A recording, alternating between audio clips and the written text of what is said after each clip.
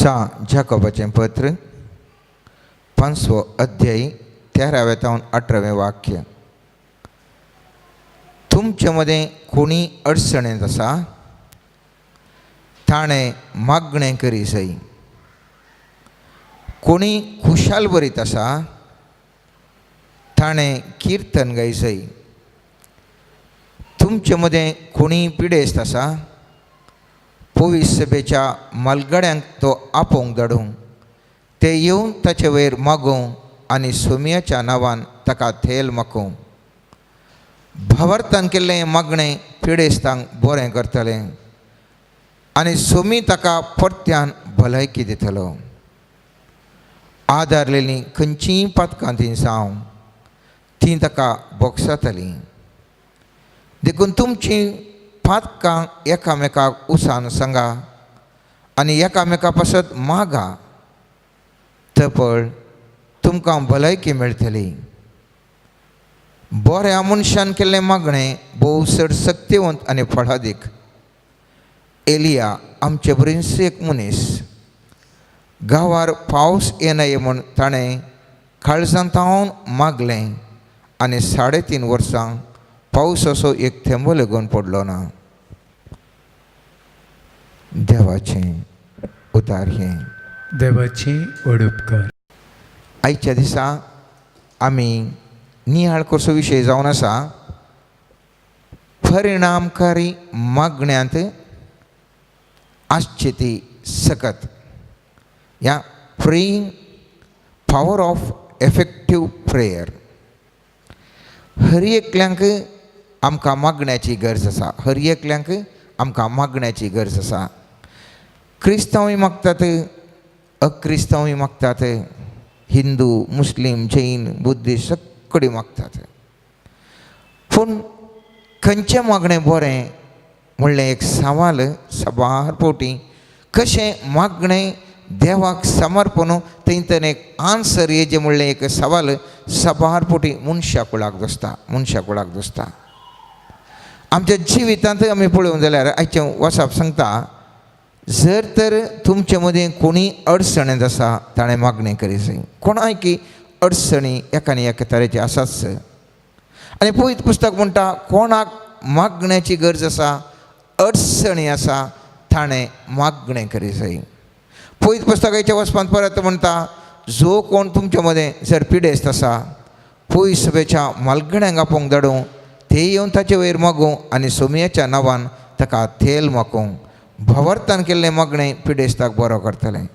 आनीक मुखार एक मेट वचून सांगता जर तर तुमचे मदें पिडेस्त आसात भावार्थांत मागा आनी ती पिडा गूण जातली. एक देवाचें वर्तें एक एश्युरन्स ह्या प्रॉमीस आमकां सर्वेस्पर देव दिवन आसा. मागणें तुमी करा, अडचणेंतावन भायर येया, पिडेस्तावन गूण जाया. आनीकी वर्त्या रितीर थंयसर म्हणटा परत्यान पवित्र पुस्तक म्हणटा आदारलीं खंयचीय पातकां ती जावं ती ताका बोगसातलीं. देखून तुमचीं पातकां एकामेकाक उसान सांगा आनी एकामेका पासत मागा तवळ तुमकां भलायकी मेळटली. कितलें एक वर्तें एक डीपर सांगून आसा हांगाच्या पवित्र पुस्तकाचें उतार. जर तर आमी कुमसार जाता खरेंच मातसो काळ लागीं आयलो. जर तर आमी पातकां आमी वळखून घेता पातकांचें बोगसाणें मागता पवित्र पुस्तक म्हणटा थवळी तुमकां पातकां बोगसतलीं मात्र न्ही तुमकां बरेंपण घडटलें, तुमकां जिवाक भलायकी मेळटा. आनी उपरांतलें उतार आज आमी नियाळचें एका गुणायच्या चिंतपान नियाळचें जावन आसा. बऱ्या मनशान केल्लें मागणें भोव चड शक्तिवंत आनी फळादीक.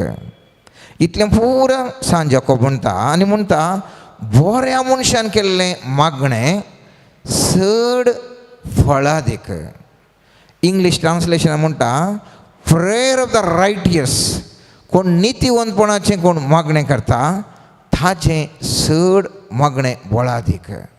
पॉवरफूल प्रेयर ऑफ द रायटियस इज अ पॉवरफूल प्रेयर म्हणटा. आतां म्हजें आनी तुजे मुखार आसचें एक सवाल कशें हें पॉवरफूल प्रेयर जायत. कशें हांवें एक बरो व्यक्ती जावन हांवें मागलें कशें तें मागण्याक फळ येवेत. कित्याक आमी मागल्याक फळ येतच ना, या फळ येजे तर आमी कितें करियत की म्हणलें एक सवाल. मागणें गरज हर एकले आमी म्हणटा. जेजू क्रिस्त ह्या संवसारांत आसतना भोव भलादीक तो व्यक्ती तशेंच देव जावन आसलो तरी तो सदांच मागणें म्हणटालो. सर्ग संवसाराची ताका पदवी आशिल्ली तरी तोच मागणें म्हणटालो. पयत पुस्तक म्हणटा मागणें म्हणटालो. कित्याक मागण्या तशें बळ खंयच्याच ना. आनी त्या देखून जेजू क्रिस्त मागणें म्हणटलो मात्र न्ही, त्या मागण्या वरवीं शातिवंत रितीर विविध अजापांक ताणें दाखयलीं. सुरविल्ल्या पवी सभा आमी पळयता धर्मदूताच्या कृत्यांत सांगात ते मेळटले, एका मनान मागतले आनी जायतलीं अजापां थंयसर घडटलीं. पयत पुस्तकाच्या धर्मदूताच्या कृत्यांत 4व्या अध्यायांत 12वें वाक्य आमकां म्हणटा, 29वें वाक्य म्हणटा, आनी आतां सर्वेस्परा तांच्या बेश्टवण्या कुशीन तूं लक्ष दी आनी आमी तुज्या सेवकांनी तुजें उतार धैर्यान परगटेशें कर. तुज्या भाग्यवंत सेवका जेजूच्या नांवान पिडा गूण करूंक, खुणां आनी आसार्यां करूंक तुजो हात दिवन आमकां आदार दी. हे पर्यंत ते मागणें करीत आसतना ते जमो जाल्ली ती सुवात सगळी हाल्ली, ते समेस्त पवित्रत्म्यान भरले आनी धैर्यान देवाचें उतार परगटूंक लागले. एका मनान सांगातपणान देवाच्या राजा पासत मागता आसतना सगळी थंयसर धर्न हाल्ली आनी ते पवित्रत्म्यान भरले. कित्या खातीर थंयसर बऱ्या मनाचे व्यक्ती थंयसर आशिल्ले, बरे मनीस ते आशिल्ले आनी ते एका मनान मागतले आनी सगळी ती पृथ्वी हाल्ली आनी पवित्रत्म्याच्या सत्यान ते हर एकले थंयसर आशिल्ले बरले मोगाच्यान. मागणें आमी विविध रितीन करता. सांग पुरो आराधन आमी करता. सर्वेस्पर देवाक ताजें बरेंपण कितें म्हणून वाखाणून आमी ताका आराधन करता. तो कितें करता म्हणल्या खातीर न्ही, म्हाका तो कितें जावन आसा म्हणल्या खातीर ताका आमच्या उतरांनी ताका आमी मोग परगट करता, आमचो भावार्थ ताजेर परगट करता आनी ताका आराधन करता मोगाच्यान. कुंभसारा मुखांतर आमचे पातकां आमी वळखून घेता. आमी कुंभसार जाल्ल्या वरवीं पातकां कितें आमी आमचे भक्षाणें जावचें कुंभसार जाल्ल्या वरवीं न्ही, बगार हांवें आनी तुवें ते पाताक म्हूण वळखून घेतिल्ल्या वरवीं, हांवें आनी तुवें वय सर्वेस्पराच्या दोळ्या मुखार त्या पाताक जाला, पूण हांवें आनी तुवें त्या पाताक म्हणून ओप्पाल्ल्या वेळार थंयसर कुंभसार आमी जाता आनी थंयसर भक्षाणें लाभता. सर्वेस्पर देव आमकां भक्षाणें दिता. तिसरें आमी अर्घां दिवन आमी मागणें म्हणटा. आमकां सबार उपकार मेळटात आमच्या जिवितांत हर एकल्यांक मस्त जाणांक मस्त उपकार लाभतात आनी देवाक आमी अर्घां दिता. आनी अर्घां दिता आसतना आमी म्हणटा तुजेर भावार्थ दवरता समया आनी त्या खातीर आमकां आमच्या जिवितांत आमकां बरेंपण पळोवंक मेळटा. अनेक रितीचे मागणी आमी म्हणटा, विनवण्यो करता. आमचे कितले पट्टी आसात आमकां जिवितांत हर एक हें जायजें म्हणलें जायते आमचे विनवण्यो आसात, त्यो विनवण्यो दवरता आनी ह्या मुखांतर आमी मागणें करता. आतां हें पुरो आमी मागणें करता तरी कित्या खातीर सर्वेस्पर देव हें मागणें म्हजें आनी तुजें परिणामकारी जायना म्हणलें एक जिज्ञास सवाल सबार पुटी म्हाकाय उदेलां, तुमकांय उदेलां, समाजान सबार जाणांक उदेवनूच आसा. त्या देखून एक मोठ्यान पवित्र पुस्तकाची झळक आमी करची तर इसाया प्रवक्त्याच्या पयल्या अध्यायांत 15वें आनी 16वें वाक्य सांगता, तुमी तुमचे हात विस्तारून धरतात तेन्ना हांव म्हजे दोळे धांपता. जायती प्रार्थना तुमी केल्यार हांव तुमकां कान दिवचो ना. तुमचे हात रक्तान भरल्यात. तुमकांच धुया आनी नितळ जाया. तुमचें खोटेपण म्हज्या दोळ्या मुखलें पयस करा आनी वायट करिनाकात.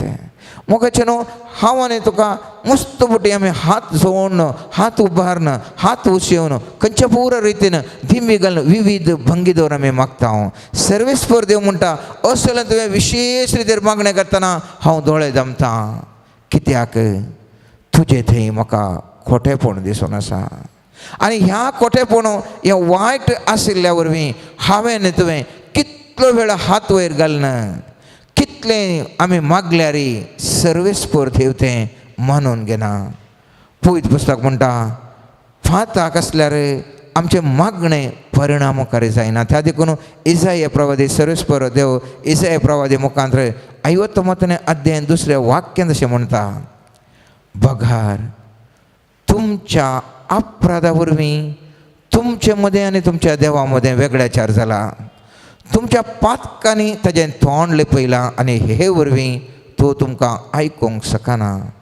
वय मोगाचें म्हाका आनी तुका सर्वेस्पर देव आयकूंक शकना मुहें आनी तुवें केल्ल्या विविध पथकां वरवीं. सपार पथकां हांवें तुवें आदारलीं मोगाचें न्हू. हर एकल्यान आमी पथक आदारलां एकानी एक तराचें. ह्या वेळार आमी बगूंक जाय हांवें खंयसर पथक आदारलां त्या पथकांक हांवें तुवें भोगसणें मोगोन त्या दाळा केल्ल्या मागण्या द्वारे वर्तें बरेंपण मेळटा. आनी त्या देखून आमी रितीर पळयता जायती बरी रितीर आसल्यार थंयसर कुंभसार म्हणून आसा. आनी थंयसर कुंभसार जाल्या उपरांत जायत्या जाणांक जायतें बरेंपण जाता. कारण इतलेंच पथक आसतना कितलें बरें हांवें तुवें मागणें म्हळ्यार तें देवाक आयकूंक कश्ट जाता. आयकूंक जायना म्हणून न्ही ताका, पूण तो कंटाळटा. जर तर आमच्या एका एका एका हातूं सिसलेंत ह्या चिंत्या एका आयदनांत बरें दूद आसा तो म्हूण चिंतया, पूण तें आयदन घणटा जाल्यार म्हाका आनी तुका दूद पिवंक तें जायना. म्हाका आनी तुका दूद पिवंक जायना. आमी म्हणटा घाण येता म्हणटा. ह्या लोटो बरें एका वटलाक गेल्ल्या वेळार थोडे फावटी बरें उदक दवरतात, नितळ सुबीत दिसता, पूण तो पिया म्हणटाना मसलेची ह्या मातसो घाण येता. आमी म्हणटा एका सायडीक दवरता, कित्याक उदक भितर नितळ आसूंक पुरो, पूण त्या ग्लासाक घाण आसा. तूं मागणें करताय पूण तुजें व्यक्तित्व तें घाण आसा, तुजें पातक आसा. आनी पवित्र पुस्तक म्हणटा असल्या कारणा खातीर तुजें मागणें सर्वेस्परा थंय पावोवंक शकना. मिकाच्या प्रवादी 3 अध्याय 4 वाक्य म्हणटा, उपरांत तुमी सर्वेस्पराक उलो मारतल्यात पूण तो तुमकां झाप दिवचो ना.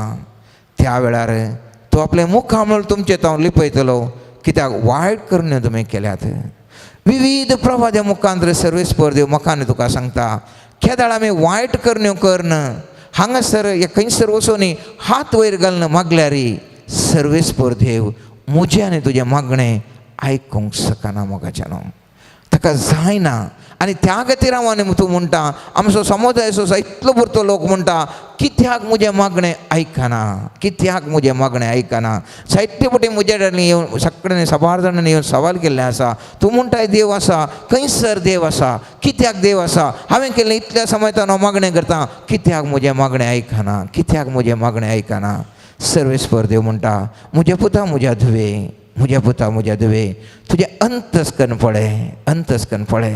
तुजो ग्लास, तुजें तें आयदन घणटा की पळय, ताजे भितर तुवें जायपुरतें दूद, जायपुरतें अमृत घालें जावंक पुरो, पूण तो ग्लास घणटा की पळया. देखून पवित्र पुस्तक म्हणटा, पयल्या सुवातेर पातक आमचें तें आसता आसतना, वायट आमचें तें आसता आसतना कितलें मागणें केल्यार तें मागणें एक परिणामकारी मागणें जावंक शकना. मोगाचें न्हू. पवित्र पुस्तक म्हणटा, आमच्या काळजांत खोटेपण आशिल्ल्या वेळार आमचें मागणें सर्वेस्पर देव आयकना.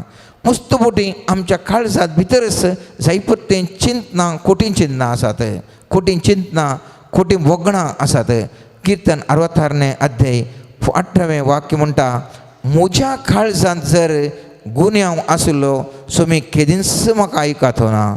जर तर म्हजे थंय गुन्यांव आसा जाल्यार सर्वेस्पर देव म्हाका केदींच आयकना. मोगाचें न्हू. त्या देखून हांवें तुवें दूख भोगची नाका, देव खंयसर आसा.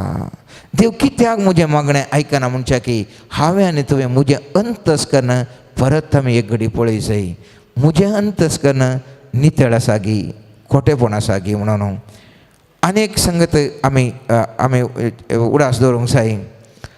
मस्त फावटी आमचीच खुशी करता हांव, त्या दाळाय सर्वेस्पराक आमी आयकना, आमची खुशी करता आनी आमी मागणें करता.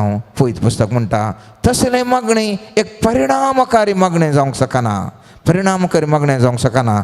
जकरिया ह्या पुस्तकांत 7व्या अध्यायान 11वें आनी 13वें वाक्य स्पश्ट तरेन अशें म्हणटा, पूण तीं आयकूंक नात. तांणी दारुणायेन पाट केली आनी कांयच आयकनाशें आपले कान बंद केले. धर्मशास्त्र आनी दळभरांच्या सर्वेस्परान आपल्या आत्म्या वरवीं पुरविल्या प्रभादेवदेशी धाडलेलीं उतरां आपणें आयकना जावच्याक तांणी आपलें काळीज फातरा बरी घट केलें. देखून धडभरांच्या सर्वेस्परसो क्रोध तांचेर पेटलो आनी ताणें म्हळें, हांवें तांकां उलो केली तेन्ना तीं म्हाका आयकूंक नात. देखून तांणी म्हाका उलो केलो तेन्ना हांव तांकां आयकूंक ना. उलयता तो धडभरांचो सर्वेस्परान सबार पोटी म्हाका आनी तुका विविध धर्मिका मुखांत्र, विविध आमच्या इश्टा इश्टिणी मुखांत्र, आमच्या आवय बापाय मुखांत्र, आमच्या मलगड्या मुखांत्र सांगून धाडलें, पुता ह्या पातकी जिणेंतून फाटी ये, अशें करनाका पुता, अशें करनाका. पूण हांव आनी तूं तयार जावंक ना. प्रवाद्यांची उतरां जावं दी, वांजेलाची उतरां जावची, आमच्या मलगड्यांची उतरां जावची, आमच्या वडिलांची उतरां जावं दी, हांवें आनी तुवें आयकूंक ना. सर्वेस्पर देव म्हणटा, हांवें कितले फावटी तुमकां सांगलें, हांवें म्हज्या पुता म्हज्या तुवें कितले फावटी तुका हांवें सांगलें, आयका आयका आयका, पूण तूं म्हाका आयकलेंशें ना. आनी हांगा येवन तूं जर तर खंयच्याय देवळाक वचून कितलोय वेळ घंटे मागणें केल्यार, जर तर तूं म्हाका आयकूंक ना जाल्यार हांवें कशें तुका आयकूंचें वता. तूं हांवें सांगलें एकत्तेक आयका नाय, हांवें कशें आयकूंचें तुका. धडभराचो सर्वेस्पर म्हणटा, पुता पयलें ह्या प्रवादीच्या पुस्तकांतलें वासने आयका. त्या पवित्र पुस्तकांत कितें आसा वासने आयका. त्या जेजू क्रिस्ताचें उतरां कितें आसात वासने आयका. आनी तुजी जिणी परिवर्तन कर. जर तर तुजी जिणी परिवर्तन करनाय, ती तूं उतरां आयकनाय, जर सर्वेस्पर म्हणटा, असल्या म्हज्या पुता आनी म्हज्या धुवे सांगनाका. कित्याक म्हजें मागणें परिणामकारी ना, कित्याक म्हज्या मागण्याक प्रभाव ना म्हूण सांगनाका. कित्याक त्या व्यक्तीन मागल्या कुडले बदलावण करता. हांवें मागल्यार कित्याक कांयच जायना म्हणून सर्वेस्परा देवा लागीं विचारनाका. तो पदऱ्यापन त्या सिस्टरेन, त्या मनशान, त्या व्यक्तीन मागल्यार मात्र जाता. ह्या पदऱ्यापन ह्या धर्मयणीन ह्या मनशान मागल्यार जायना. कित्याक हांवें मागल्यार कित्याक जायना, कित्याक अशीं सवालां करिनाका.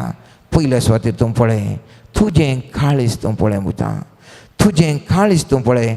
देवाची खुशी तुवें केल्या गी, तुका देव आपलें काळीज उक्तें करन तुजें मागणें परिणामकारी करन सर्वेस्पर देव करूंक साध्य आसा. आनी तो करूंक आशेता. केवल थोडी व्यक्ती आसात विघ्न आयिल्ल्या वेळार मात्र मागणें करतात. मस्त जाणां मोगाचें न्हू, विघ्न आयिल्ल्या वेळार मागणें करतात. जर तर हांवें कोणाक मागण्याक आपयलें जाल्यार ती म्हणटात म्हाका मागण्याची गरज ना, मागणें घेना. पूण कांय म्हणे विघ्न येत जाल्यार फुडले मागण्याक येतात. खंयसरी तुमी पळया, सबार आमच्या समुदायांत, आमच्या समाजांत ह्या सार्वजनीक तरान लोक कशें करता. केदाळा विघ्न येतात त्या दाळा मात्र म्हाका देव, केदाळ हांव बऱ्यान आसा म्हाका देव नाका. आनी पवित्र पुस्तक म्हणटा, केवल विघ्न आयिल्ल्या वेळार मात्र तूं म्हजे सरशी येतशी जाल्यार हांव तुका आयकोंचो ना. पवित्र पुस्तक म्हणटा थंयसर जेरेमिया पुस्तकांत 11 अध्यायांत, ह्या लोकां बसत मागी नाका. 11 अध्याय 14वें वाक्य, ह्या लोकां बसत मागी नाका, तांचे बसत विनती वा प्रार्थने करी नाका. कित्याक विघ्नाच्या समयार ती म्हाका उलो मारतली तेन्ना हांव तांकां आयकोंचो ना. ती म्हजें उतार, म्हजें मोवाळाय, म्हजें मोग कितेंच तांकां नाका. केवल विघ्न आयल्यार मात्र धांवन येवन म्हणटात म्हजें मागणें सर्वेस्पर देव कित्याक आयकना, म्हजें मागणें कित्याक परिणामकारी ना. कित्याक म्हळ्यार तूं येताय, हांव येता. विघ्न आयिल्ल्या वेळार मात्र, ना जाल्यार म्हाका देव नाका. पवित्र पुस्तक म्हणटा, म्हज्या मोगाचें न्हू, विघ्न आयिल्ल्या वेळार मागचें मात्र न्ही. बघार हर एका संगते वेळार हांवें आनी तुवें मागासाय. त्या देखून जेजू क्रिस्त हर एका घडये सर्ग संवसाराची पदवी आशिल्ली जाल्यार ताच्या जिवितांत हर एका घडये सर्वेस्परा देवा कडेन मागून आसलो मोगाचें न्हू. कित्याक मागण्यांत सकत आसा, मागण्यांत बोळ आसा. मस्तबोटी दुबळ्याच्या बोबेक आमी कान दिना. दुबळो थंय कितलोय वळवळोन आसूं दी, आमकां कान दिवंक नाका.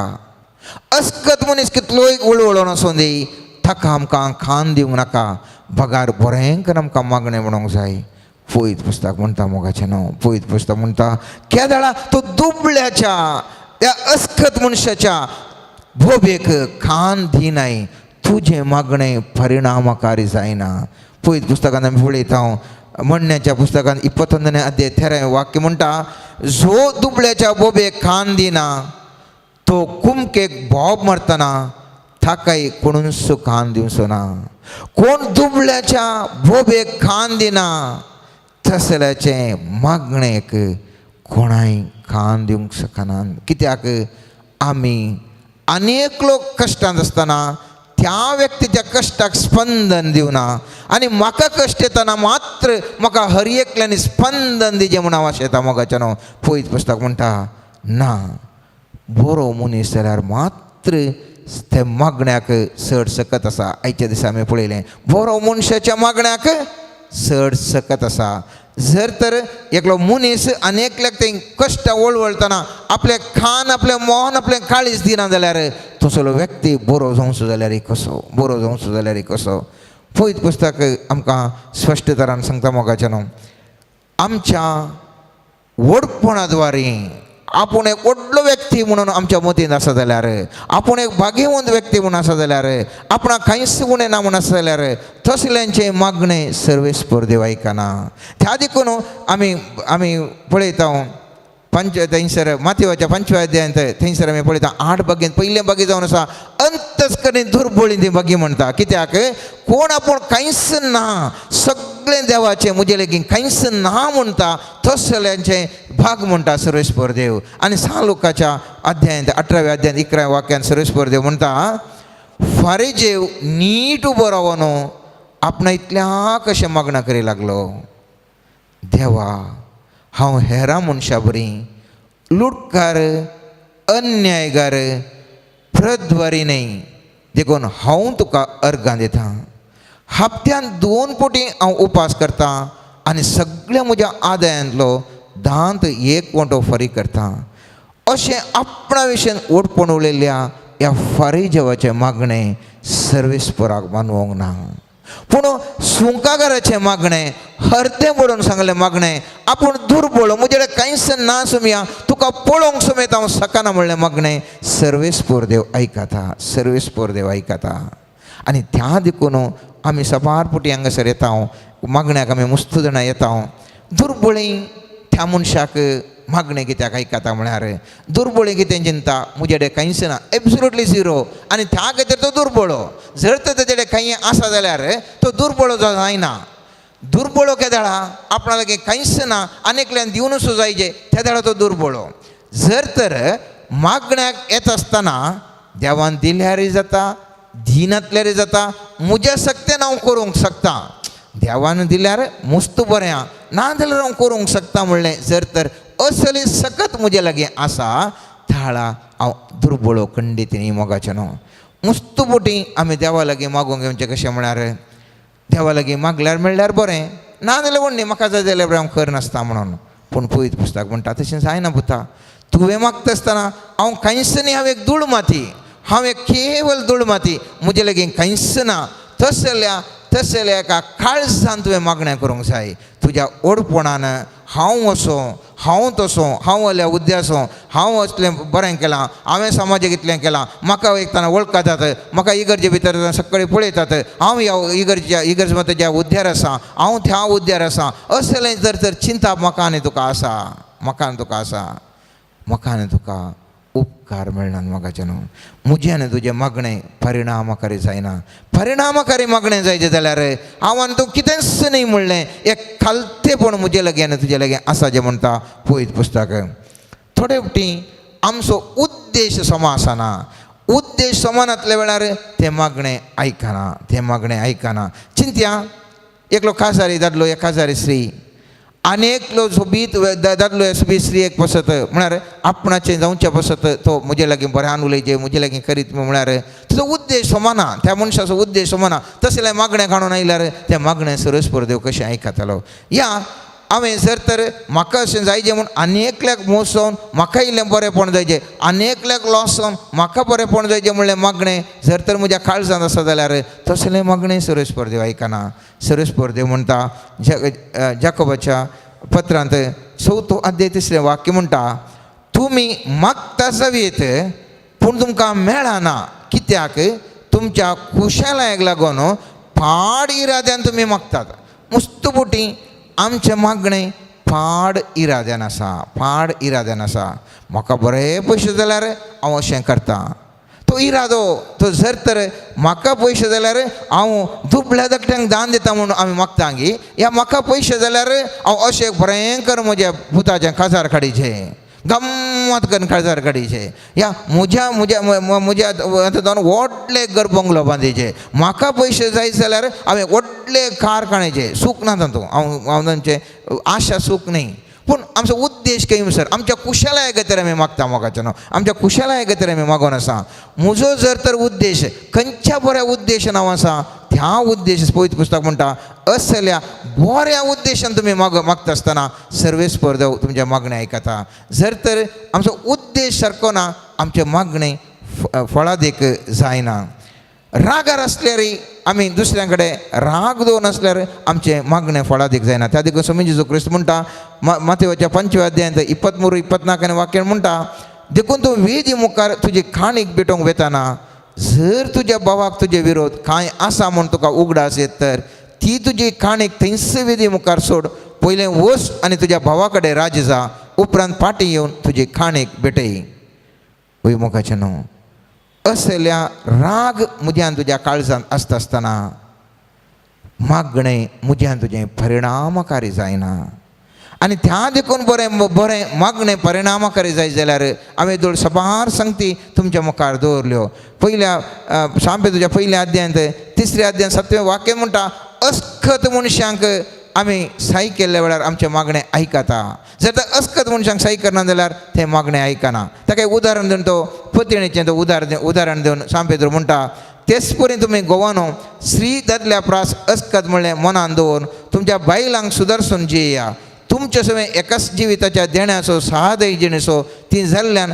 तांकां मान दिया हाचे वरवीं तुमचें मागणें फळादीक जावंक खंयचीच अडकळ आसची ना थोडे फावटी मागण्याक फळादीक जावंक अडकळ आमचे की अस्खत आसल्यांक आमी मानान गौरवान लेखिना जावंक पुरो तीं भुरगीं जावंक पुरो तुमची बायल जावंक पुरो आमची घोव जावंक पुरो आमचे आवय बापूय जावंक पुरो आमची कोण आसात लागशिल्लीं आसात आमच्या अंडर काम करचीं आसात आमचे सकयल्या हुद्द्यार काम करचीं आसात हांकां आमी मानान गौरवान आमी पळयना असल्या अस्खत्यांक जर तर तूं मानान गौरवान पळयनाय तशें थयल्या वेळार तुजें मागणें फळादीक जायना एफेक्टीव प्रेयर जावंक साध्य ना म्हणटा पळयत पुस्तक मोगाचें न्हू त्या देखून सर्वेस्पर देव म्हणटा सर्वेस्पर देव आयच्या वचपान तो म्हणटा बऱ्या मनशान केल्लें मागणें भोव चड शक्तिवंत आनी फळादीक एलिया आमचे बरेंच एक मनीस गांवार पावस न्हय म्हूण ताणें काळजांत तावन मागलें आनी 3.5 वर्सां पावसाचो एक थेंबो लागून पडलो ना बऱ्या मनशान मागलें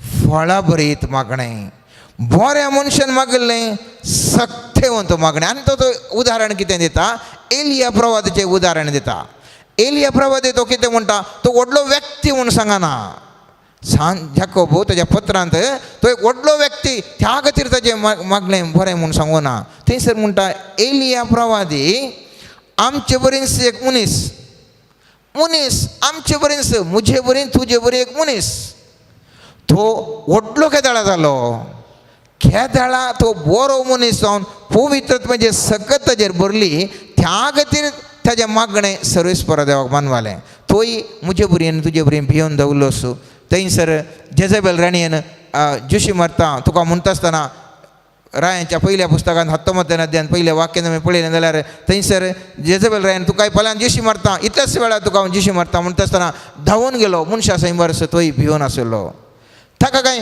वर्तें कांय ताजें कांय ना ताकाय बूक आसली ताकाय पुरासण आसली थंय तेदेच परतोने म्हणालो देवा म्हजो जीव काड म्हजे तावन म्हणालो थंय सगळें म्हजे बरें आनी तुजे बरें मनीस जावन आसलो आनी ह्या वचपान सांजोको म्हणटा तोय म्हजे बरें आनी तुजे बरें मनीस जावन आसलो तरी पूण ताणें एक उतार सांगलें 3.5 वर्सां पावस येवचें ना म्हूण पावस तो येना जालो कित्या खातीर कित्याक म्हळ्यार तो एक बरो मनीस जावन आसलो मनीस बरो मनीस जावन आसलो हांवूय मनीस जर तर हांव बरो मनीस तर म्हजें मागणें सर्वेस्पर देव आयकता जर तर हांव मनीस खोटो मनीस तर ह्या खोटोय न्ही बरोय न्ही उनी न्ही शेळोय न्ही शेळमुडो मनीस तर म्हजें मागणें आयकना मुस्तुपुटी आमी सांगचें आसा हांव कांय फाड मनीस न्ही सायबा हांवें कोणाचें जिवशी मारूं ना हांवें कोणाचें लुटूं ना पूण तो बरो मनीस की म्हणलें सवाल तूं बरो मनीस की म्हणलें सवाल तूं वायट न्ही जावंक पुरो वायट न्ही म्हणल्यार कुठलें बरो म्हणून जायना बरो म्हणून जायना -10 म्हणल्यार मायनस न्ही हांव म्हणल्यार कुठलें प्लस जायनाय झिरोय आसा तातूंत मदें तूं तिशीनी न्ही इशिनी न्ही जाल्यार व्यक्ती जाल्यार कांय प्रयोजन ना देखून पयत पुस्तक म्हणटा एलिया प्रवादी एक मनीस हांवूय मनीस तूंय मनीस एलिया प्रवादी मनीस पूण एलिया प्रवादी कितें जावन आसलो तो बरो मनीस जावन आसलो आनी त्या खातीर ताजें मागणें सर्वेस्पर देव आयकता म्हणटा आनी पयत पुस्तकांत आमी पळयलें जाल्यार एलिया प्रवादी विशयंत थंयसर ताज्या जिवितांत ताणें 17व्या अध्यायांत पयल्या रायांच्या पयलें पुस्तक 17वें पयलें वाक्य तो म्हणटा गिलियदाच्या तिस्बेच्या एलिया प्रवाद्यान अहाबाक म्हळें सर्वेस्पराच्या नांवान हांव सेवा करता त्या इस्रायलाच्या जिवंत देवाच्या नांवान शपथ घेवन हांव म्हणटा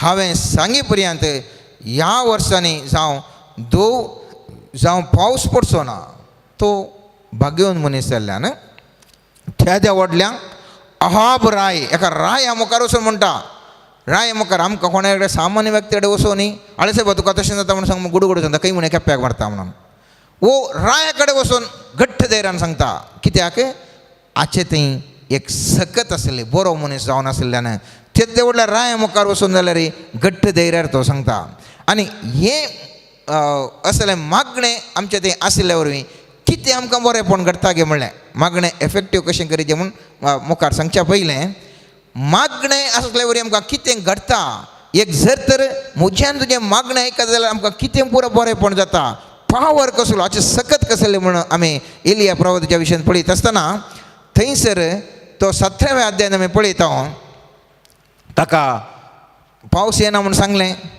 त्या वेळार सीदा तो केरीत म्हळ्यार गांवाक थंयसर येता थंयसर ते एक व्हळ आसा थंयसर व्हळांत तो उदक पियेता थंयसर व्हळा सकयल रावन उदक पियेता खावळे येवन ताका खाण दितात कोण दितात खावळे येवन ताका खाण दितात थंयसर आमी पळयता उपरांत सर्वेस्परान इल्याक म्हळें हांगासर भायर सर आनी उदेंती वच आनी धोरदनाच्या उदेंती गोश्ट्या केरीत म्हणल्या लागीं राव तूं तुज्या तें व्हळाचें उदक पियेतलें आनी तुका खाण हाडून दिवंक हांवें खावळ्यांक आज्ञा दिल्या कितलेक वर्तेक अर्थ पळया मोगाच्यान खावळो म्हळ्यार खावळो आमी खावळ्याक पळयता कालें करता धोंडयता आनी असले एका खावळ्या थावन ह्या एलिया प्रवादीक खाण दिता म्हणटा खावळ्या थावन असले एलिया प्रवादीक खाण धाडटा म्हणटा सगळ्यांनी खाण ना जावंक पुरो पूण तूं कांय भियेनाका सुकण्या मुखान जाल्यार तुका हांव खाण हाडून दिता सर्वेस्पर देव बऱ्या मनशाक केदिंगस बुकेन घालिना केदिंगस थानयेन घालिना केदिंगस कश्टान घालिना जाय पुरतें देव एक दिता हें पयलें ह्या मागण्याचो प्रभाव जावन आसा मोगाच्यान हांव आनी तूं मागण्यांत आसा तर म्हाका आनी तुका खाणा जेवणाक पिवोवण्याक खंयच उणें पडना हें एक वर्तें उदाहरण दुसरें हांगासर आमी पळयता थंयसर उदक थंयसर सुकलें थंय पळय 7वें वाक्य म्हणटा थोड्या काळा उपरांत न्हंयतलें उदक सुकलें कित्याक पृथ्वेंतल्यान पावस पडूंक नासलो पूण तो कितें करता तेन्ना सर्वेस्परान एलियाक म्हळें ऊठ आनी सिदोनाच्या जारेफताक वच आनी थंय राव हांवें थंय एका विधवीक तुका जेवण दिवंक सांगलां आनी वो येता विधवी कडेन येताना पळयता कितें म्हणटा म्हाका एक बकरी दी म्हणटा ती म्हणटा लास्टाचें पीठ आसचें हें म्हजे कडेन कांय ना तुका दिवचें येलें हें खावचें हांवें आनी म्हज्या पुतान खावचें आनी मरचें जेजू म्हणटा वच सर्वेस्पर देव म्हणटा वच त्या विधवीच्या घरा तुका जाय तितलें खाण दिता म्हणटा आनी त्या विधवीच्या घरा येताना विधवी म्हणटा म्हजे कडेन अशें लास्टाचें इल्लें पीठ हांव लांकूड हाडूंक म्हूण आयल्या घरा येचें तो पीठ एक बकरी करची हांवें आनी पुतान खावचें मागीर मरचें म्हणून पळया आनी थंयसर सर्वेस्पर देव म्हणटा एलिया प्रवादी म्हणटा वच पयलें म्हाका तूं एक बकरी हाडणें आनी तुजें निरंतर जावन त्या पीठ केदिंगस उणें जावचें ना तेल केदिंगस सुकचें ना आनी त्या जिवितांत तें घडटा कित्याक त्या स्त्रियेक लागून गी ह्या एलिया प्रवादीक लागून थंयसर पीठ केदिंगस मुगदानांतलें पीठ केदिंगस मुगदानांतलें तेल जाता एलिया खातीर गी ह्या विधवे खातीर त्या टायमार जाय तितली विधवी आशिल्ली पूण एलिया खातीर एलियाचो जीव वाचोवच्या खातीर सर्वेस्पर देव हें अजाप करता त्या स्त्रियेच्या त्या पिठान केदिंगस उणेंपण घडांतल्या बरी करता मागण्याचे ह्या बोऱ्या मनीस आशिल्ल्या कडेन जर तर त्या बोऱ्या मनशाच्या सायडीक येवन रावल्यार म्हाका आनी तुका मस्तपुटी आसरो मेळटा, म्हाका आनी तुका मस्तपुटी आसरो मेळटा. आमी चिंचें खालेंगी कितेंगी म्हणून उडास दवरा मोगाचें न्हू. जर तर बरो मनीस आसा जाल्यार हे मागतलो मागणें करचो एक मनीस आसा जाल्यार ताजो सांगात मात केदिंगस सोडनाकात. त्या विधवीक धर्माक तिच्या जिवितांत ती मरची आशिल्ली, वो मागण्याचो मनीस आयिल्ल्या कोडले तिच्या जिवितांत ताका जायपुरतें खाण जेवण मेळ्ळें आनी थंय जावन आसा देवाचो उरतें आशिर्वाद मोगाचें न्हू. थंयसर अनेक हांगासर आमी पळयता किर्तन 34 वाक्य म्हणटा, ग्रेस्त दुबळे जातात आनी भुकेतात पूण सर्वेस्पराक सोदतल्यांक खंयच उणें ना. ग्रेस्त समेत दुबळे जातले पूण सर्वेस्पराक सोदतलो केदिंकस तो भुकेवचो ना, केदिंकस तो तानेवचो ना, केदिंकस ताका उणें जावचें ना. त्या खातीर हांवें आनी तुवें मागणें करी जाय. आनी म्हजें आनी तुजें मागणें प्रभावीत जाल्ल्या वेळार म्हज्या आनी तुज्या कुटुंबांत, म्हज्या आनी तुज्या जिवितांत केदिंकस उणें आसचें ना मोगाचें न्हू. थंयसर आमी फिलीप घरांत बरयल्या 4 अध्यायान 19 वाक्य म्हणटा, जेजू क्रिस्त थंय तुमकां आशिल्लें धराळ संपत्ते वरवीं म्हजो देव सर तुमच्या गरजांक उदारपणी भोंवतलो. जेजू जाय तितलें ताचे कडेन ग्रेस्कय आसा. केदळ हांव आनी तूं ताचे लागीं मागता मोगाचें न्हू. बऱ्या मनाचे मनीस जावन हांव तो मागता. म्हज्या आनी तुज्या जिवितांत कितेंच उणें पडचें ना. दुसरें आमी पळयता मागण्या द्वारी सेवकाच्या जिवितांत अजापां पळोवंक देखता. जर तर तूं एक बरो मनीस जावन एक एफेक्टीव प्रेयर, एक प्रभावीत मागणें करूंक शकता जाल्यार तुज्या जिवितांत अजापां तूं देखतलो. केवल तुका खाण आनी उदक मात्र उणें पडचें मात्र ना न्ही, तुज्या जिवितांत अजापां तूं दिवंक शकतलो. पळयत पुस्तकाचें एलियाचें उदाहरण थंयसर आमी दिवचें जाल्यार कित्याक म्हळ्यार हांव एलियाचें आज दिता. कित्याक म्हळ्यार आयच्या वचपांत आमी एलिया विशयी वाचलें, त्या देखून हांव त्या एलिया विशयी दिता. थंयसर उदाहरण दिवन आसा. एलिया प्रवादाच्या पुस्तकांत आमी पळयता, पयल्या आमी थंयसर रायांच्या पयल्या पुस्तकांत 17 अध्यायांत 17 आनी 24 वाक्यांत पळयता, त्या कोणाच्या विधवीकर आशिल्लो ताजो पूत सरता आनी पूत सरता आसतना ती भोंव मारता. म्हजे पुताक पळय म्हजो पूत सरला म्हणून. आनी हाका बेजार जाता, देवा ह्या स्त्रीयेन म्हाका हांगासर हांव आसरो ह्या स्त्रियेकर आसा आनी हो पूत सरला न्ही गे, आतां कितें करचें. आनी हो स्त्री गेले कडेन म्हणटा, थंय वचून म्हणटा, तुज्या पुताक म्हाका तें म्हणटा, प्रवादी म्हणटा, तुज्या पुताक म्हाका दी. ताणें ताका तिच्या उस्क्या वयलो घेवन आपूण रावतलो त्या वयल्या कुडाक व्हेलो आनी ताका आपलेच खटीर दवरलो. ताणें सर्वेस्पराक बोब मारून म्हळें, सर्वेस्परा म्हज्या देवा, आपल्या घरांत म्हाका आसरो दिता त्या विधवेच्या पुताक जिवीशी मारून तिका दुकान घालूंक तूं खुशी व्हरताय. उपरांत तो 3 फावटी भुरग्याचेर आड पडलो आनी ताणें सर्वेस्पराक बोब मारून म्हळें, सर्वेस्परा म्हज्या देवा, ह्या भुरग्या थंय जीवपटी येसो कर. सर्वेस्परान एलियाचें प्रार्थना आयकलें, भुरग्या थंय जीवपटी आयलो आनी तो परत जीव जावन उठलो. त्या एलियाच्या जिवितांत व्हडलें अजाप आनी मागण्याचे तेज्या मागण्याच्या मनशाक थावन त्या स्त्रियेक व्हड अजाप देखूंक पडलें. केदळा हांव आनी तूं मागण्याचे मनीस जावन आसता, मागण्याचे व्यक्ती जावन आसता. म्हज्या आनी तुज्या जिवितांत जायतीं अजापां पळोवंक मेळटात. ह्या हांव आनी तूं मागण्याच्या मनशाच्या संगी आमी रावता, जायतलीं अजापां म्हाका आनी तुका पळोवंक मेळटात. हांगासर आमी पळयता एक पूत जो जीव उठून गेल्लो तरी पूण तो येवन एलिया येवन मागता आनी ताजें मागणें सर्वेस्पर देव आयकता आनी सर्वेस्पर देव आयकून तो जीव ताका फाटीं दिता. कित्याक हो मागण्याचो मनीस आनी ह्या मागण्याक प्रभाव आशिल्लो, ह्या मागण्याक एफेक्टिवनेस नाशिल्लें आनी त्या खातीर थंयसर मेल्लो मनीस समेत जीव जावंक पावलो मोगाचें न्हू. जेरेमिया प्रवादाच्या 33 अध्यायान 3 वाक्य आमी पळयता.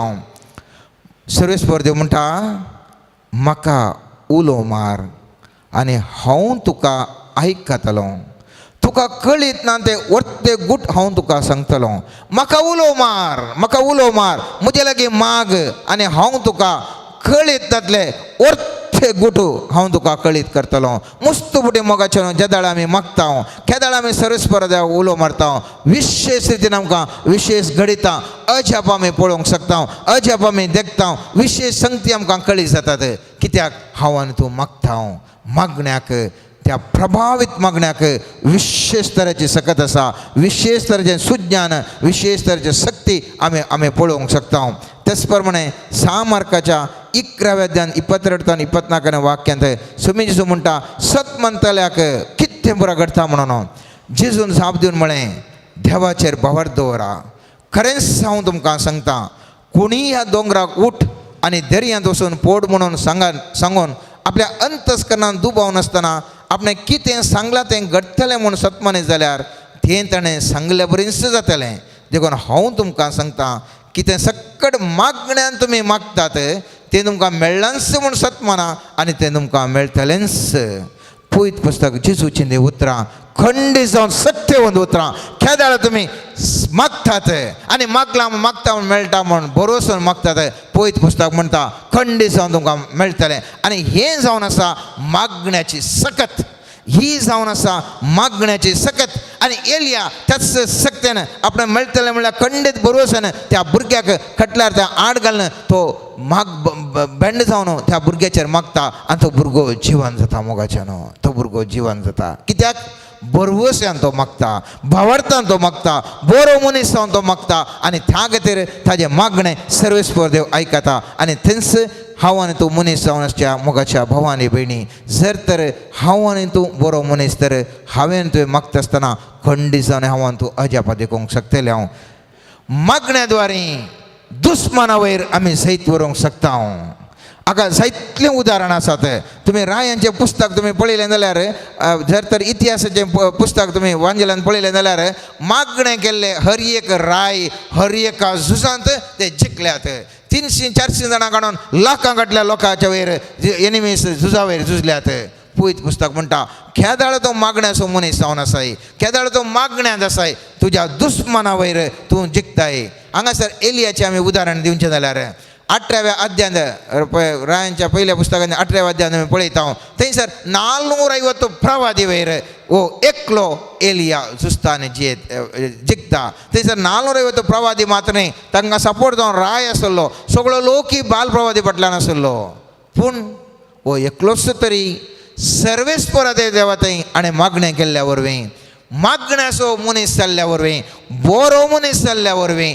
सर्वेस्पर देव ताज्या मागणें आयकता आनी ताज्या दुस्माना वयर 450 प्रवादी वयर त्या सगळ्या वयर वो जिखूंक शकता आनी हें जावन आसा मागण्याची सकत मोगाच्यान ही जावन आसा मागण्या द्वारे आमी दुस्माना वयर जिखूंक शकता आमचो दुस्मान आज कोण जावन आसा मोगाच्यान संवसारीक बौद्धीक वाद मेटेरियलिजम ताजे वयर आमी पळयता हांगासर अश्लील माध्यमां अश्लील चिंतपां हर एक तरेचें ती आमची दुस्मान जावन आसात ह्या हर एका ओडण्या वयर ठाळण्या वयर हांव आनी तूं झूज मांडूंक जिखूंक शकता केदाळा हांव आनी तूं मागण्यांत आसा असल्या दुस्माना विरोध म्हाका आनी तुका जैत म्हणलें खंडीत मोगाच्यान आनी त्या देखून हांवें आनी तुवें खरें मागणें म्हणल्या वेळार त्या मागण्याच्या प्रभावान हांव आनी तूं जिखूंक शकतलें हांव थंयसर आमी पळयता मागण्या द्वारे देवाच्या सेवकाक खंयच्याय वेळार सलवणी येवंचार आसल्यार थाळणी येवंची आसल्यार ताका जैत लागता सर्वेस्पर देव केदेंकच त्या मनशाक सोडिना मागण्याचो प्रभाव जावन आसा आनी त्या खातीर आमी पळयता 19व्या अध्यायांत एलिया प्रवादी ह्या जेजेबेलाच्या बियाक धांवता आसतना सर्वेस्पर देव ताका रावोन थंयसर ताका खाणांनी हाडटा आमी पळयता एलिया थंयसर बियान धांवलो आनी धांवता आसतना तो आरण्यांतल्यान एका देशाची वाट सोमकून गेलो थंय तो एका रुखा पोंदा बसलो आनी मरणाक आशेतलो ताणें म्हळें सर्वेस्परा हें पुरो म्हजो जीव काड कित्याक हांव म्हज्या पुर्वजां परस बरो न्ही येदोडलेली प्रवादी म्हणटा म्हाका पुरो म्हजो जीव एकटें काड म्हाका पुरो म्हजें साध्य ना म्हूण एका रुखा पोंदा न्हिदता अजाप पळोवन ताका देवदूत गुटयता नेक्स्ट वाक्य म्हणटा तो आड पडलो आनी त्या रुखा पोंदा न्हिदलो पूण एका देवदूतान ताका आपडलो आनी ताका म्हळें उठ आनी खा ताणें आपल्या भोंवती दिश्ट गेली आणि त्याच्या माथ्या लागी इंगल्याचेर बसलेली एक बकरी आणि उदकाचें आयदन पळयलें. खंयसर तावन आयलें रानांत तो गेल्लो. एक दीस रान पयन करन थंयसर म्हाका जुत्त नाका म्हणून दिल्या कडेन गोवन पळयतना एक बकरी आनी उदक खंयसर तावन मोगाचें न्हू. कित्याक म्हळ्यार तो मागण्याचो मनीस जावन आसलो, बरो मनीस जावन आसलो.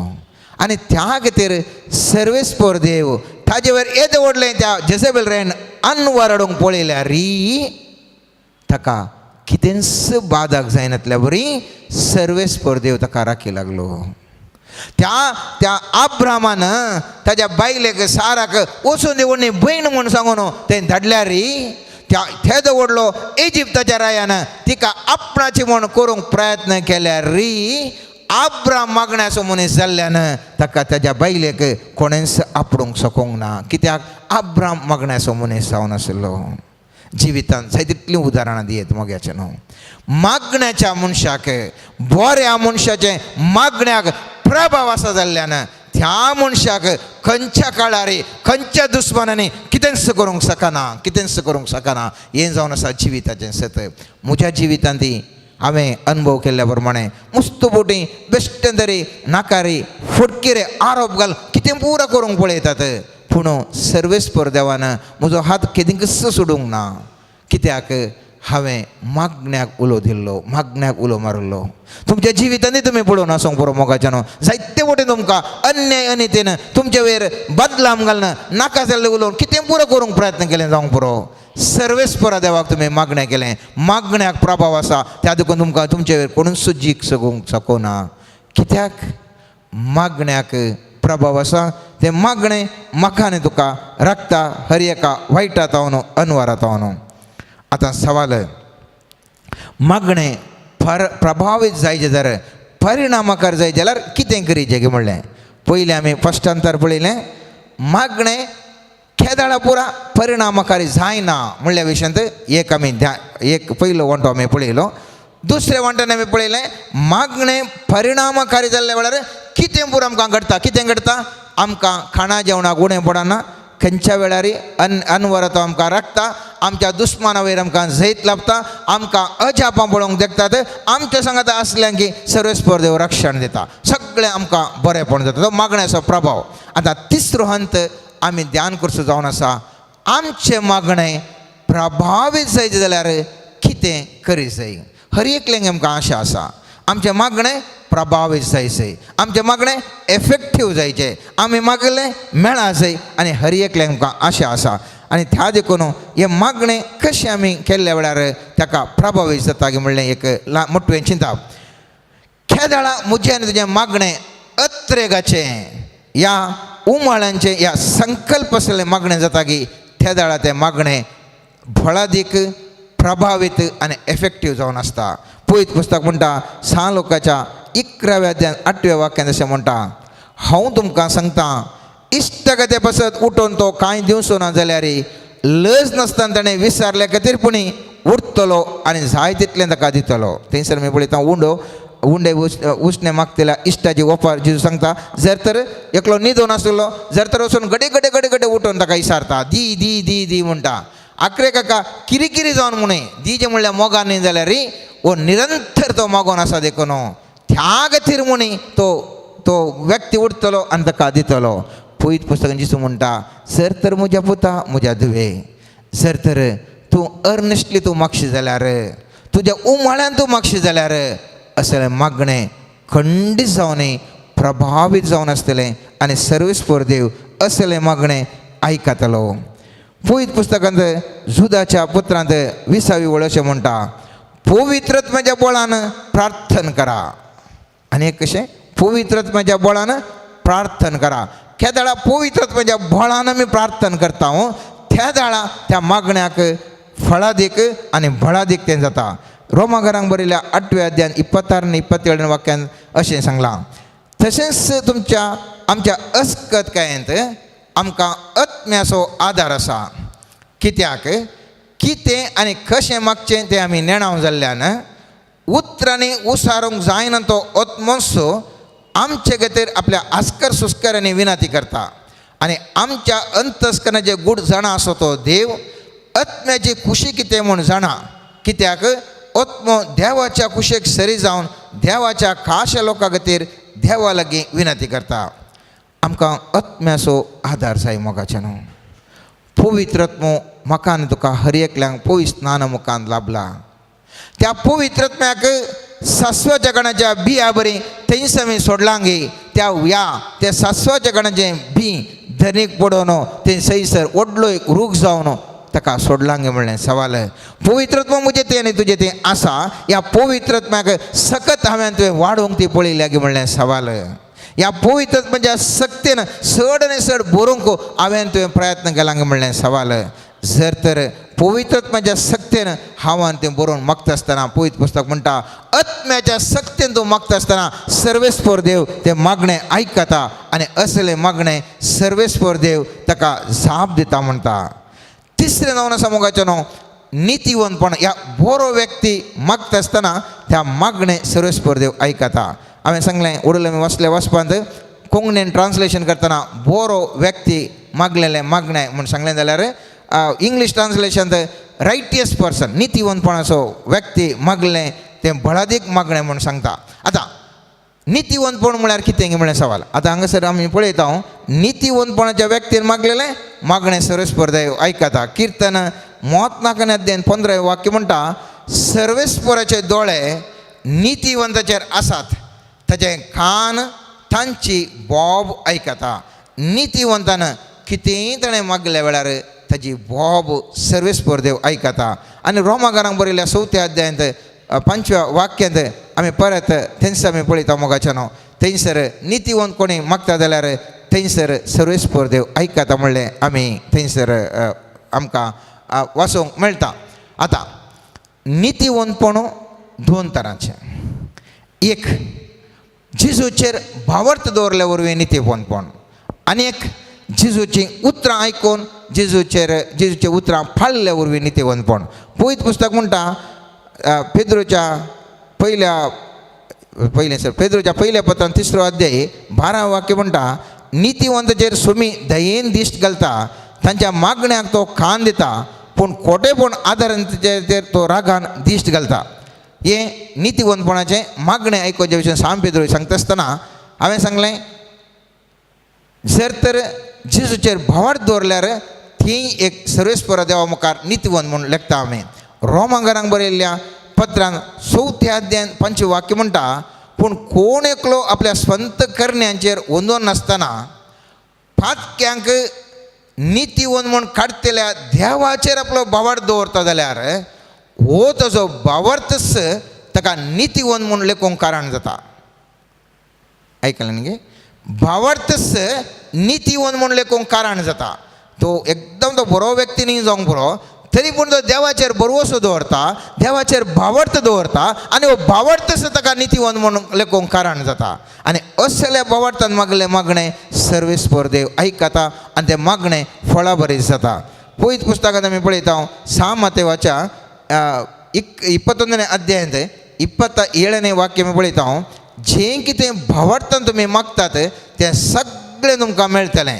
दुबाव करनासतना आमी मागोवंक जाय मोगाचें न्हू. मुस्तुपटी हांव आनी तूं हांवें मागता म्हजे थंय दुबाव येता मनशा सैमान आमी सगळ्यांत तशें आमकां सबार पटीन दुबाव आसता मेळटा की नांगे मेळटा की नांगे मेळटा की नांगे म्हणून परतें हें जड आमी कालें करता वता की लायता लावन दुसऱ्या दिसा पळयता जड काडून पळयता पाळा आयल्यान की नांगे परत्यान दवरता, तिसऱ्या दिसा पडटा परत्यान दवरता. तें जड केदाळे जावंकूच जायना. कित्याक कोता आमकां दुबाव पाळा आयल्यान की नांगे आयल्यान की नांगे तो दुबाव आसले तें जड कशें घट्ट जावचें. त्याच प्रमाणे आमी मागता न्ही आमकां गडे डावट दिता की नांगे म्हणून तें कांय प्रयोजन ना. त्या खातीर जाकोबाच्या पत्रांत आमी पळयता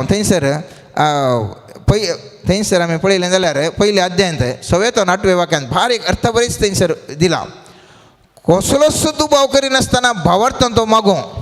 कित्याक जो कोण दुबाव करता तो वाऱ्यान हलता तसल्या दर्याच्या लारा बरी तसल्या दोड्या मनाच्या चंचलसलीच्या मनशाक सोम्यातावन आपणाक कांय मेळत म्हूण चिंचनच नाका.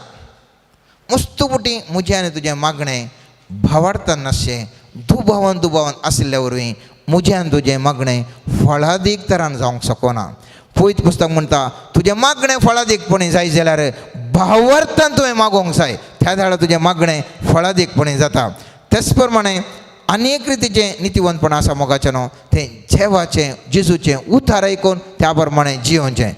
जुवांच्या 15व्या अध्यायांत 7व्या वाक्यान सुमी जेजू म्हणटा तुमी म्हजे थंय रावशात जाल्यार आनी म्हजीं उतरां तुमचे थंय रावती जाल्यार तुमकां जाय जालें कितेंय तुमी मागयेत तुमकां तें मेळटलें. परत वाचता, तुमी म्हजे थंय रावशात जाल्यार म्हळ्यार जेजू थंय आमी रावता जाल्यार आनी म्हजीं उतरां तुमचे थंय रावती जाल्यार देवाचें उतार तुमचे थंय रावता जाल्यार तुमकां जाय जालें कितेंय तुमी मागयेत तें तुमकां मेळटलें. काल हांव आनीक सावील आमगेर डिस्कस करनाशिल्ल्या कशें ताणें म्हाका उदाहरण दिवन आसलो, कशें देवाचें उतार तुवें घडये घडये तुवें रिपीट करन तें उतार ध्यान करन त्या उतराची सकत तुवें मेळ्ळ्या वेळार हर एक अजापांनी घडटा म्हणल्या विशयान ताणें सबार दाखले दिवन सांगलें, सबार दाखले ताणें दिले कशें जेजूचें उतार देवाचें उतार आमी वाचता मात्र मुस्तपुटी आमी वाचता, मुस्त जाणांक आमकां बायपाट येना, थोडी आमी बायपाट करता तरी पूण बायपाट आयलें जाल्यार ताजेर ध्यान करिना, थोडी आमी ध्यान करता जाल्यार तें जिरयना. पवित्र पुस्तकाचें उतर म्हणटा जर तर तूं देवाचें उतार बरोवसो कितें दिलां तें उतार तूं वाचताय, वाचून तें परत ताजें नियाळ करताय, नियाळ करून तें आठयताय, आठोवन आठोवन आठोवन आसतना त्या उतराक बोळ आसा. काल म्हणटा आमी त्या जिविताच्या उतराक सकत आसा आनी तें उतार तुका तुजें मागणें आयकाशें करता. हर एक दीस हर एक घडये एकच एक व्यक्ती तो मागता आसतना त्याचेर ध्यान करून मागता आसतना सबार सबार अजापां घडटात. मुस्तुबडी आमी खाली उलयतना आमी म्हणटा, थोडी म्हणटा म्हाका शेनवाराचें मोर्न दी आयताराची माती दी म्हणून, सबार पोटी तशें म्हणल्या व्यक्तींक तें संत जावन आसा. आमी म्हणचें मुस्त जाणां खाली आमी धाकटें उदाहरण दिलें, मुस्त जाणां खालीच आमी म्हणटा अशें जायचें म्हणून, आनी थोड्यांनी म्हाका अशें जायचें म्हणलें सब अशेंच जालां.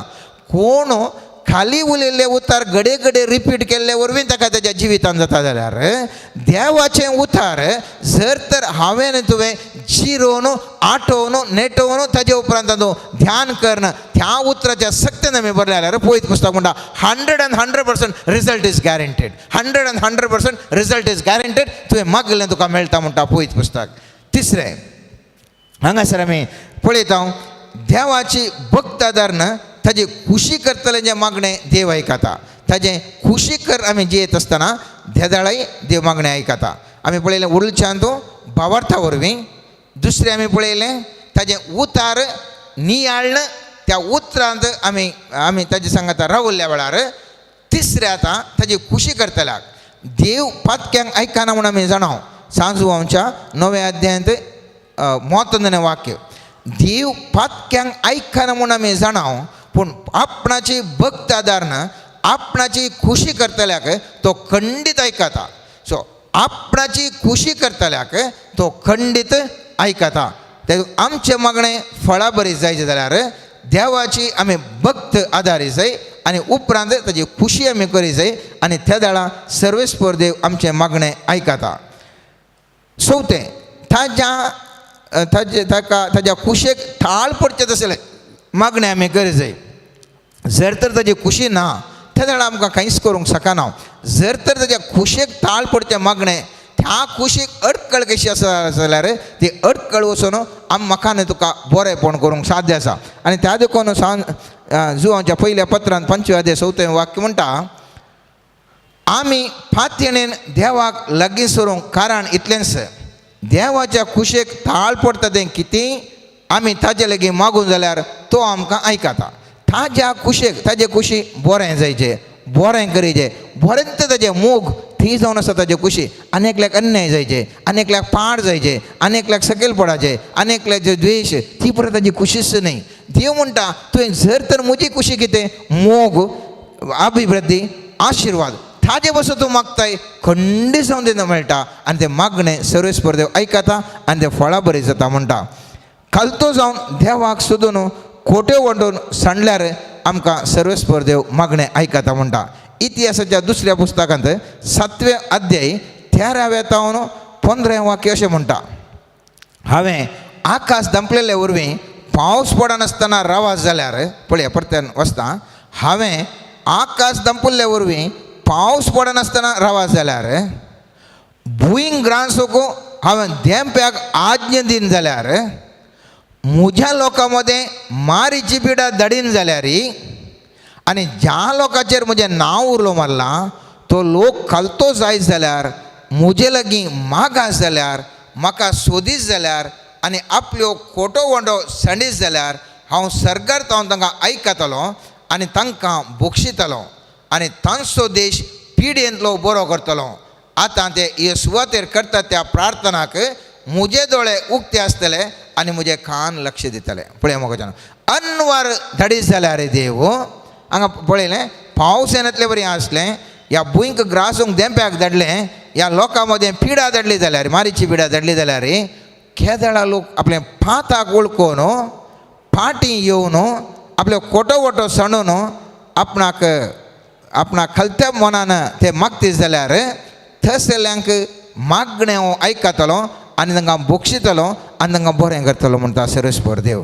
त्या देखून एफेक्टीव प्रेयर परिणामकारी प्रेयर आमचें जायत जाल्यार आमी बरें कुमसार बरें सादेपणान आमी मागोवंक जाय आनी ताजेर भरवोसो दवरून भावार्थान आमी ताजें तें मागलें जाल्यार मोगाच्यान ताजें उतर आमी नियाळ्ळें जाल्यार त्या उतरा प्रमाणे आमी मागोवन तें नियाळ्ळें तें जीर्ण कर ताजे वयर आमी चिंतून आटोवपाक मागल्यार तें तें तें मागणें फळादीक बरें जाता. आनी आखिरीक करच्या पयलें परत आयचें वचप एक घडी परत हांव तें वचतां कित्याक म्हळ्यार त्या उतराचेर आमी इतलें सांगल्या उपरांत परत तुमी नियाळ तुमच्या मतीन करा आनी त्या वेळार तुमकां ताजी सकत तांकां चड आनी सक्त तुमच्या सक्ते भरतली आनी मागणें तुमकां फळादीक बरें मागणें करूंक जातलें.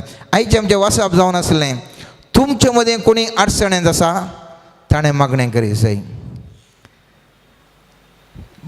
तुमचे मदें कोणी पिडेस्त आसा पुय सभेच्या मालगड्यांक आपोवंक धाडूंक भावार्थान केल्लें मागणें पिडेस्ताक बरें करतलें आनी सोमी ताका परत्यान भलायकी दितलो.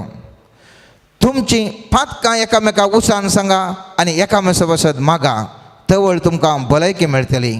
बऱ्या मनशान केल्लें मागणें भोव चड शक्तिवंत आनी फळादीक. एली आमचे बरेच एक मनीस गांवार पावस येना म्हणून ताणें काळजांत मागलें आनी 3.5 वर्सां पर्यंत पावस असो एक थेंबो लागून पडलो ना. तस्सो सर्वेस्पर देव म्हजो आनी तुजो देव. एलिया बरेंच हांव आनी तो मनीस मोगाचे न्हू एक घडीभर आमचे दोळे दंपया आनी एक घडीभर सर्वेस्पर देवा लागीं आमी मागया. मोगळा सर्वेस्पर बापा हांगासर आसल्या तुज्या भुरग्यांक तुज्या हाती हांव समर्पितां सोमिया. आमकां सोमिया जेजू कशें आमचें मागणें परिणामकारी जावन ह्या प्रभावीत जावन मागा जाय म्हणून आयच्या दिसा आमकां ध्यान करूंक दिल्ल्या कृपे खातीर आमी तुका अर्गां दिता सोमिया. ह्या तुज्या भुरग्यांचे दोळे तूं आत्मीक दोळे तूं उक्ते कर सोमिया. आत्मीक खान तूं उक्ते कर सोमिया. आत्मीक मोत तूं उक्ते कर सोमिया. समजोणें तांकां भर सोमिया. कशें सोमिया जेजू आमी मागा जाय फळां बरीत मागा जाय म्हणल्या विशयंत आज आमी आयकल्लें आमची उतरां सोमिया तुजी उतरां तुजो तो नियाळ आमच्या काळजांत तो रोमोवन दी सोमिया. आमच्या जिवितान सोमिया हे आमी नियम आमच्या जिवितान दवरनो हर एक दीस सारक्या काळजान सारक्या मनान सारक्या चिंतपान आमी मागोवंक आमकां कृपा दी सोमिया. हांगासर आसच्या तुज्या सेवाक सेवाकिनी सोमिया मागलें हर एक मागणें तूं आयका सोमिया. तांच्या जिवितांत आसचे ते अडचणी तांचे हांव निवारण सोमिया. तांची पिडा तूं संपूर्णपणी गूण जावन दी सोमिया. तांच्या जिवितांत आसच्यो अडखळी ह्या घडयेंत सोमिया चांगल्यो त्यो मोन वचून सोमिया तुज्या नांवान सोमिया जेजू आमी मागता सोमिया. सामदेवाच्या 7 वाक्याच्या वाग्दानाकाल मागा तुमकां दितलें म्हळ्यार वाग्दानाकाल सोमिया हांव मागता सोमिया. सांजोच्या 14 वाक्याच्या वाग्दानाकाल म्हज्या नवी तुमी कितेंय मागशा जाल्यार हांव तुमकां दितलो म्हळ्यार वाग्दानाकाल मागता सोमिया. सर्वेस्परा सोमिया जेजू तुज्या नांवान आमी मागता सोमिया. हांगासर आसल्या भुरग्यांक माध्यमा मुखार तुजें उतार आयकून हर एका भुरग्यांक ह्या घडये तांच्या बसत मागोन आसा सोमिया येसू. तांच्या कुटुंबा बसत मागोन आसा सोमिया येसू. तांच्या जिविता बसत तांच्या भुरग्यां बसत मागोन आसा सोमिया येसू. हर एकल्यांच्या सोमिया जेजू आशिर्वादाने बेसावाचें जिवन कर सोमिया येसू. हर एकल्यांक सोमिया येसू फळां बरीत मागणें म्हणूंक तांकां कृपा दी सोमिया येसू. फळां बरीत जिवीत तांकां जोडूंक सोमिया येसू. फळां बरीत मागणें म्हणचे कृपा तांकां ह्या घडयेंत फावो कर सोमिया येसू. बऱ्या मनीसावन बऱ्या काळजान बऱ्या सक्तेन बऱ्या आत्मीक सक्तेन बरोवंक आनी पळयतात म्हज्या सक्तेन चड आनी चड वाडत वचोंक आनी ताणें बरें मागणें करन तांचो फळां बरीत मागणें तांकां शिकय सोमिया. आनी तांच्या जिवितांत हर एक तांकां मागलें मेळून सोमिया तुज्या नांवान हांव मागता सोमिया. सर्वेस्पर देवा आशिर्वादीत कर. आमेन आमेन आमेन. e Diavola sacramenta sestang naman koruya huwilatya rupa bodla nobioriti adaya salvot mecha askat vishya bhavartachi bol devya Zase Baba Dashe Spota Ullasani Stutisa Podvi Maima Sasna Sasna Yekataya Asita Tukha Durga Jaspirita Sama Samina Varta Amen.